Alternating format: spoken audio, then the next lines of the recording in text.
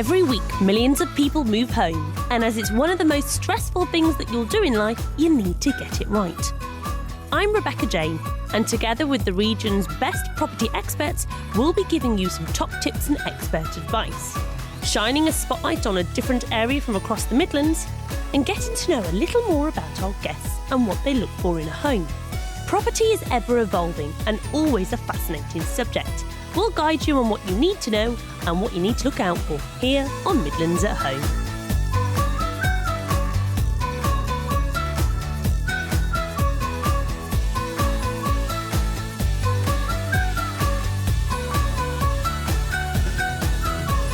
On today's show, we'll be talking about buy-to-lets, as the private rental market in the UK has risen 2.1% in the last 12 months.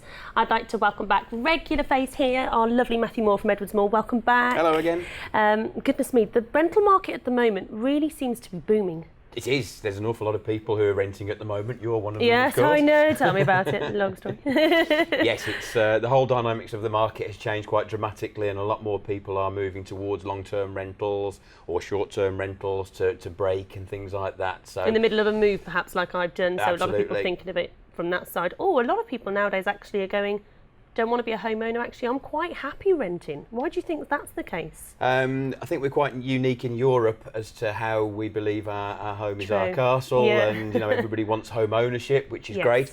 But I think there's a lot more of a move towards rental purely and simply because of what happened in 2008 and then for the True. following sort of 5 years or so. So a few generations were affected by that. The people who bought from 2004 to 2007, where they found that their property prices increased but then dropped back down, so they weren't able to gain any equity in their property to move forward. The people who were going to buy 2007 to 2011, because all of a sudden mortgage finance wasn't available, so they weren't able to get on the ladder at the right time. And then subsequently people who are just a little bit more worried about it now than they perhaps would have been, because they've seen what's happened to some of their friends or colleagues, and thought, well, I'll tell you what, let's not bother with that, let's just rent. Yeah. And it's a good option for many people. Especially if you're not sure about job security, and maybe you want that freedom of just being able to stay where you are and moving about if your job is going to take you around about and you're not going to be in that one location for a long period of time. It's a sensible option then. It is, definitely. Again, we always look at the London market and how that changes, and I think it is very much the norm in London, of course, to rent, Yes. and long-term rent. Yes, absolutely. Because of the vast amounts of money that you need in order to get on the ladder down there. It really does prohibit people entering the market. Yeah. So from that point of view, I think that's now radiating out, and more people are quite happy to rent long-term rent. And they have different reasons for doing that, of course. Yeah, and of course, with the sort of the stats that came out saying that your typical first-time buyer is 37 years old, then perhaps with mortgages and so on, and people having to save for deposits, again another option of why the rental market's doing so well. Absolutely. You go back to 2007, of course, and 100% mortgages were easily available. 110% mortgages were even available, whereas now you really need 10% as an absolute minimum. And again, when I'm advising people, I say, look, if you've got 15 or 20%, then it does make the interest rates a lot more favourable. Yeah, of course. And it also gives you some money to be able to afford to move, if you like, because there's all sorts of other costs and what have you as well involved in the buying process. Yeah. So it's a large amount of money, and when people have got car loans, student loans, credit cards, things like that, and they're also having to save as well, then it makes it difficult for people just to get that lump of cash. Yeah, and but there still seems to be this stigma, doesn't there, attached to renting as opposed to home ownership. I think it's a lot better than it was, but it's still kind of there, isn't it? It is. I think people aren't quite so judgmental about it anymore. I think because there is a lot more people who are doing it and they have valid reasons for doing it. I think ultimately people do want to buy their own property generally. And again, you look at how the government are trying to change policy in order to create more property to allow people to buy. And that's what we need. A lot of it comes down to the fact that there is a massive lack of available property, of course, to buy. Yeah, and is that something that you're seeing typically at the moment, that there's just not enough properties on your books for rent? Well, our ICS said that to buy, we're at the lowest level of available property that we have been for 30 years. and rental-wise, again, there's just nothing about at all, which makes it very difficult. And people are seeing that, and people are using it as investment to buy-to-let properties because they know it's a good investment going forward, of course. Yeah, definitely. Well, as a tenant, what do we look out for if we're looking for a rental property? A number of things, really. Obviously, there's the statutory things such as the deposit. Make sure that the deposit is registered with one of the government-backed schemes. So there's TDS, the Tenancy Deposit Scheme. There's My Deposits. So they have to be lodged with that so that deposit is secure and is registered so that they make sure that they can get it back under certain circumstances at the end of the tenancy, of course. Gas safety certificates, of course, every property has to have a gas safety certificate every 12 months or so. There's been a big move recently towards Legionella disease, so every property has to have an assessment for Legionnaire's disease. Apart from that, really, it's more the real world issues of making sure that you choose a landlord who's going to be fairly reasonable with you. Yeah. I would always advocate, and we have a number of tenants who would always go through an agent rather than going to a landlord direct, because you know that you've got the security of an agent who has to conform to legislation, and they have to make sure that their landlord conforms to legislation as well. So you have that that insurance, if you like, that the landlord is going to look after it to a certain extent. And again, from our point of view, if we have a landlord who isn't doing that, we will often take it out of their hands and do it anyway. Because obviously we know that we'd be liable if there was any issues. And actually, I found, because we're in a rental at the moment, and I had a problem with Sky and everything else, and the agent was fantastic. You know, I haven't dealt with the landlord whatsoever. In fact, he chose to not be involved at all, wanted the agent to do everything, but literally from BT, Sky, the whole lot, the agent, I can pick up the phone, and you know, they've been dealing with it, emails back and forth, phone calls back and forth, and you know, all sorted. Absolutely. From our point of view, we're dealing with, well, we've got 500 properties that we manage, so we're dealing with it on a daily basis. So I'm not saying we've got a hotline to these places, because listening to my girls and how long they're on hold to some of the utility companies. Yeah, it can take ages. You can lose half a day speaking to utilities. Just take forever. But you know, we do know how to deal with them because we're doing it on such a regular basis. So we know which department to speak to. We know how to talk to them about it. We know what information they require, so we can probably do it a little bit more efficiently than people who are only doing it once every 2 or 3 years or whatever. And what properties are you finding that you've got a complete lack of at the moment? All properties. Oh, really? Absolutely, yeah. Again, there's a variety of types of properties that people want to rent for a variety of reasons, if you like. But at the moment, there's just such a lack of property available, and it's just a supply and demand issue. 2-bed apartments, again, anything. 2 beds are always popular, aren't they? Because you can get a small family in there, and obviously for a professional couple as well. So always popular. Modern 2-bed apartments, we can rent them all day long. Really, 2-bedroom Victorian. It's a safe investment, I suppose. Really, if you get a good 2-bed. Definitely, just be careful of the service charges and what have you, because obviously the landlord's always responsible for the service charge in that respect, so make sure that that's not too onerous. A lot of people are going for the route of smaller terrace properties, so Victorian terrace properties, ex-council houses in decent locations are really popular at the moment as well. But right the way up to larger 4 or 5 bed detached houses. Because again, sometimes you have mobility of labour, so people are moving to areas for shorter periods of time, or you've got people who are breaking between buying houses, so they might have sold their property, need to move into somewhere which will fit all of their furniture. So you know, they need somewhere that's a decent space so that they can get everything in there. Again, we've just rented a very nice 5-bedroom detached house at £1,800 a month, and probably going back 2 years ago, I'd have said there's no way we would have got that sort of rent in our area. Was it furnished or no, unfurnished? Unfurnished. Gosh, what a lot of money. It is, indeed. So we've got some properties to show you. So you're saying at the moment you need all sorts of properties on your books. Absolutely. So the first one that we're going to show you, 2, 3, 4 bed.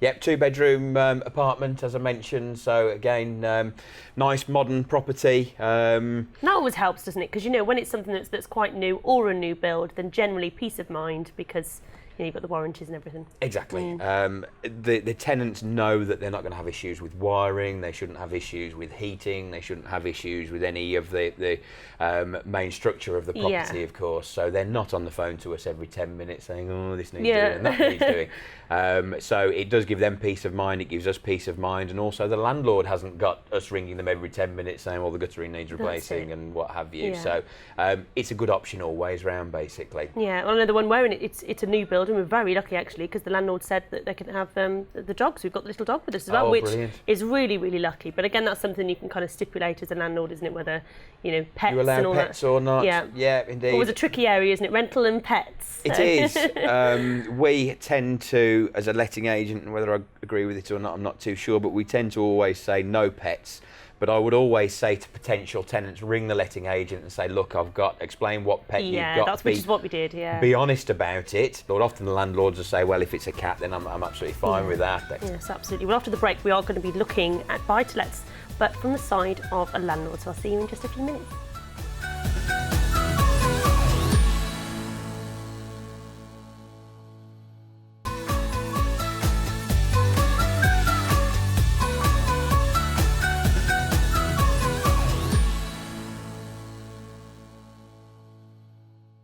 Welcome back. Now, before the break, we were talking about buy-to-lets in terms of the tenant. We're now going to look at the other side in terms of the landlord. Now, you obviously deal with both sides when you manage property, so you're looking after both the tenant and the landlord. So what advice would you give to maybe somebody that's looking at an investment and maybe it's their first property that they're going to buy to rent out? There's an awful lot of advice that you can give, to be honest with you. It's daunting, isn't it? If you've not done it before, there's a lot to take on board and a lot to learn. Definitely. And again, very often there's no right answer, there's no wrong answer. I normally explain to people that if you could live in a property, then other people will be able to live in a property. So use your standards, if you like, when you're looking at buying a property to rent out. Know the market that you're aiming at, your tenant market, if you like. So know who it is that you're looking at. If you're looking at social housing, for instance, or if you're looking at young professionals, or if you're looking at families, there's a good market for all of these, but know where you're aiming. Because otherwise you tend to buy maybe with your heart, and I suppose if it's an investment, it's maybe buying a little bit more with your head as opposed to your heart. Yeah, again, I think there has to be an element of both. Yeah. When I bought my first buy-to-let property, I certainly looked at it and thought, I could live here quite happily. If my circumstances were different, this would suit me down to the ground. So, think of what somebody would like or wouldn't like when you're looking. Is location still important? Location's still vitally important. Okay. Yeah, you will get a premium for the better locations, of course. So you might pay more for it, but then it'll command a higher premium anyway. You'll get a higher rent, but also as prices continue to increase, then you'll also get the capital growth as well, of course. So location is still vital. So it's just a case of trying to think about who it is that you're aiming at as much as anything. What mistakes do you find people make with purchases? I think sometimes people will bite off more than they can chew, so they might buy a property which needs some work doing to it, and then they think, I can chuck £4,000 or £5,000 at it, and find actually when they scratch under the surface, there's £10,000 or £15,000 to spend at it. So all of a sudden, their initial investment has gone up, and they're not getting enough of a return off it. So make sure you know what you're walking into. Make sure if you're buying an apartment or a leasehold property, you know exactly what the service charge and ground rent is going to be, because again, people can get stung with the service charges, because that's a direct cost that comes straight off your rental income, of course. Yes. So you might buy a flat at, I don't know, £100,000 and think, well, I can rent that out for £500, but then you notice that the service charge is £100 a month, so all of a sudden you're only getting £400 a month back for it. All of a sudden that reduces the yield quite dramatically, of course. And the beauty is of coming to someone like yourselves is that if it was somebody looking at their first investment, that you could say, right, we've got this on the books and this will give you so much per month. You will help those that come along. Absolutely, very much so. Yeah, very much so. Again, we'll talk to them about the yields, we'll talk to them about potential capital growth. Yes, because I hear the word yield, capital growth, and can you break that down a little bit for us? Yes, certainly. The yield is the return that you get on your investment, if you like. So it's like the interest rate that you would get from a bank. So again, £100,000 at 3% interest will get you £3,000 a Yeah. year. Took me a while to think about That was a good one. I'll have to My work it out. maths has gone. So again, in terms of yields for buy-to-let properties, we generally work somewhere between 5 and 8% is a reasonable yield. In some instances you can get 10%, but there's often more risk involved with the higher yields. So you know, initially, if you can get 5% out of a property, you're doing better than you would do at a bank. Yeah, well, that's good. That can only be a positive thing. Definitely. Now, there are two different types of rental. There's the private rental, but then there's HMOs. Can you break that down for us? Yes, certainly. An HMO, a house of multiple occupancy, is a situation where you've got more than two families living in one property and sharing amenities. So sharing bathroom, WC facilities, or sharing kitchen facilities. So that could be either a student house, or it could be a larger property, or exactly. for professional couples that just want to pay for a room. Maybe they don't want to have a whole place for the whole week. They just want a room to put their head down at night. And absolutely, it is a bit of a minefield. And what I would say, if potential landlords are looking to get into that, know what you're looking to get into. Right, okay. Because there's strict regulations, aren't there, as well, as to whether your house can be HMO approved as well, whether you're looking at converting a house. Yeah, definitely. Because again, you need licensing and what have you in certain instances. So the rule of thumb is, if the property is more than 2 stories, so if it's 3-story property and there's more than 5 occupants from more than 2 families, then it will need a license. Oh, so you will have to apply to the local authority and the housing executive in order to get a license for that HMO. Right. So there's quite a stringent form and what have you to fill in, and they will come around and assess it for fire regulations. You will have to have an electrical report as well as the gas report, of course. So there is a bit more legislation there to make sure that people are being looked after. Do you find maybe landlords of HMO properties are ones that have maybe a bit more experienced? They've done it a little bit longer, and maybe they've got a couple of private rentals, and then they decide to go down this route, because it is a whole different ball game, isn't it? It is. Generally speaking, they'll be professional landlords, so that will be their job. They will have a portfolio of a number of properties, so their income will come from renting properties out. Because some will only do HMOs because they've got that peace of mind that they've got, say, 5 people bringing in money, as opposed to relying on one family, and then if they don't pay, it's a different story to if one person isn't paying a house with there's 5. Well, again, you talk about yields, and HMO is going to be the golden egg, if you like, because you can often talk 10 to 15% for an HMO. So, it does take it to the next category, which is why it's people who need to know what they're doing. Because it's a lot of work. It's not an easy thing. You are going to have to keep on top of things, and like you said, stick to these regulations. Well, a lot of the time the licensing insists that you have a manager who is available 24 hours a day to go and deal with certain issues. Now, obviously, from our point of view, as a letting agent, we just can't provide that, unfortunately. So we would tend to stay away from HMOs as a letting agent. There are certain agents who do specialise in it. So again, if you want to go down that route, find the agents who specialise in it. But if it's of a certain size, and depending on the licence that it's got, it will need a manager who's available 24 hours a day. So if a ball goes in the kitchen and somebody wants to make a cup of tea at 3 o'clock in the morning, you've got to go and change the light bulb. Yeah, oh gosh, yes, you can see why it's a full-time job, can't you? It is. But what I will say is there's been an awful lot of press about HMOs recently, and you do have to be very careful of unscrupulous landlords. That tends to be the area where people will just put loads of people into a property and not have the right regulations. So what I would say is it? I don't think it is personally, because if you get the wrong side of the law, then obviously, particularly where you're talking about people's livelihoods, there's prison sentences involved, there's large fines involved. So do it properly. Do it properly. Yeah, exactly. Definitely. And we'll talk about a landlord. It's important. We want a good landlord, don't we? How do we find a good landlord? How do we make sure that we are sort of protected? I would normally say look at the property, and you will often feel that the landlord's personality is reflected in that property. And it's your sort of duty as a landlord as well. It's in your best interest to look after your property, because if you look after it, your tenants are going to look after you, and then hopefully you get that nice rapport, and it's going to be something that long-term thing. And again, as an agent, we say to our landlord clients, the better you present the property in the first instance, very often the better it will come back, of course.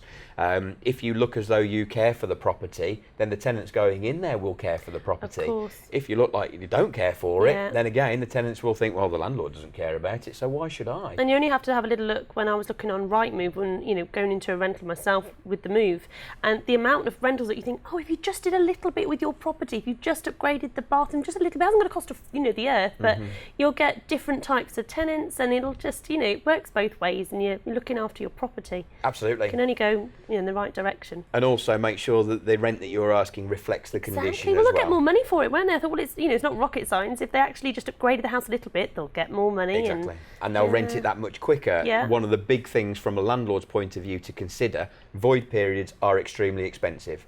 And we get landlords who are saying, well, can we ask an extra £25 a month? And you say, well, yes, you can, but it might take us 2 months longer to actually find that tenant. Yeah. And then is it worth it? So then it takes 2 years at an extra £25 a month to recoup the 2 months lost rent, of course. Yeah. So avoiding void periods is key, and that's often down to pricing. Yeah. What about insurances? You hear the insurances from the landlord, we're talking about the landlord, but then insurances as well for the tenant. So what do you recommend that people get? Well, from a tenant's point of view, really the main thing that they need is contents insurance. Obviously, it's not the landlord's obligation to have contents insurance. It is the landlord's obligation to have buildings insurance. So if there's anything that affects the structure of the property, so if there's flooding, fire, anything like that, then they will have buildings insurance to repair the building. That buildings insurance will often not cover the tenant's contents. So contents insurance from the tenant's point of view, buildings insurance from the landlord's point of view, and landlord's insurance, which we offer as an agency, which will cover the rent if the tenant does default on their rent for a 6 or a 12-month period. So you know that you're guaranteed of your income. There's an insurance policy there. Very often there is an excess to pay on that. Yeah. But it does give you the peace of mind that if the tenant doesn't pay, you've got something coming in. Yeah, which is great, isn't it? Oh gosh, it's such a big subject area. You'll have to come back and we'll talk lots more. It's a huge area, isn't it, to cover? Yeah. Well, thank you for joining us. That's We look forward to seeing you soon, and look forward to seeing you next week for more on Midlands at Home. Take care.